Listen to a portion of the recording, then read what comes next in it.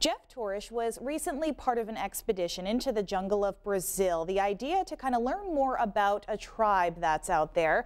You are back. You join us to talk about all the footage that you're putting into this documentary called The Métis, not the Jaguar people. Let's start with the name. Sure, let's get that out of the way.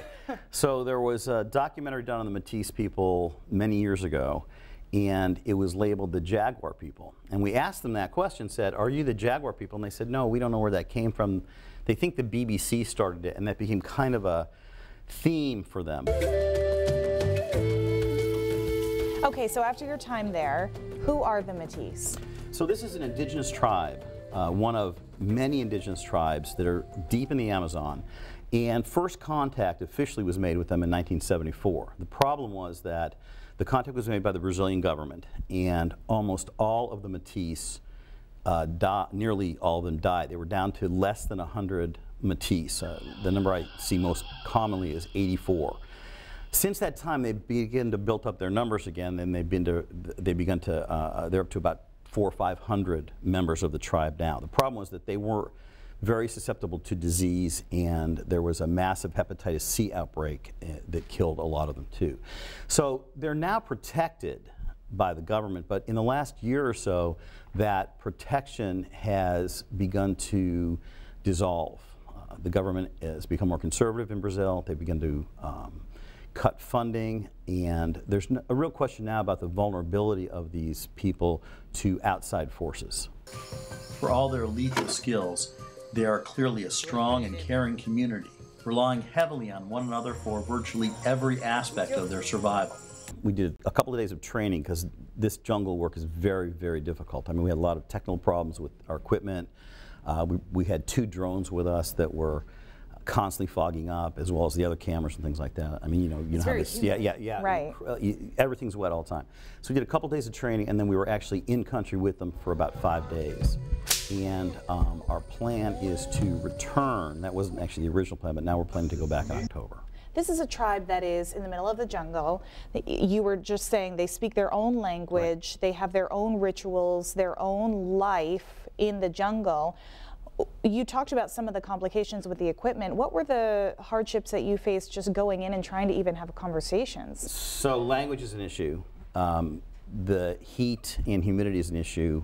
Everything is wet all the time is an issue. All these things are sort of, we had some terrific experts at this kind of jungle work with us, but even so, it really made that for very challenging. I've been on lots of expeditions.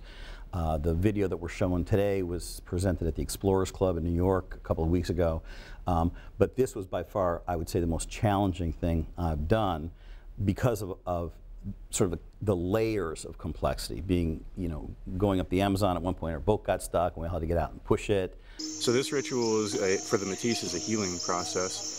Whenever they're sick or just periodically, they will do it just to make sure that they stay healthy. Once burned, they apply the poison directly to the charred flesh, and almost immediately, Garrett begins feeling nauseated, exhibiting symptoms consistent with distributive shock. Dealing with the Métis directly, although they're charming people with a great sense of humor, I mean, they're really pretty fun to be around, but language was tough. And they're not used to telling a story the way we tell a story, where you sort of say a little bit and then somebody kind of adds, and there's sort of a back and forth. They would say long narratives, and then our translators, and so they're speaking Métis, a translator would have to translate all that into Portuguese, and then that translator would another translator would come and translate it into English. So we rapidly decided not to use soundbite type interviews and tell this is more of a narrative story. That makes sense. Now, Jeff, you yourself, a lot of people will remember you. You're a Maine reporter, anchor, turned explorer. Long time ago. What was it? There's life after television, just so you know. Good to know. Yeah. What was it that led you, 1, down this path, and 2, into this specific documentary? I've always been an explorer. I've always considered myself that, although I really think of myself in these cases as still a journalist. This was a friend of mine who was involved with the Métis people, who's also an explorer, told me about them. We started kind of kicking around the idea of maybe doing something, and then last year, the government of Brazil, as I said earlier, really cut the funding to protect these folks. And I think that now the best protection that they're going to have is for the outside world to know about them, so that when miners, I mean, you may recall last spring or early summer, a group of indigenous folks in Brazil were murdered by gold miners that were going in and just trying to take part of their land. That's the concern I think many of us have because of the relationship I have with Garrett Cooper, who is another explorer, who work with them.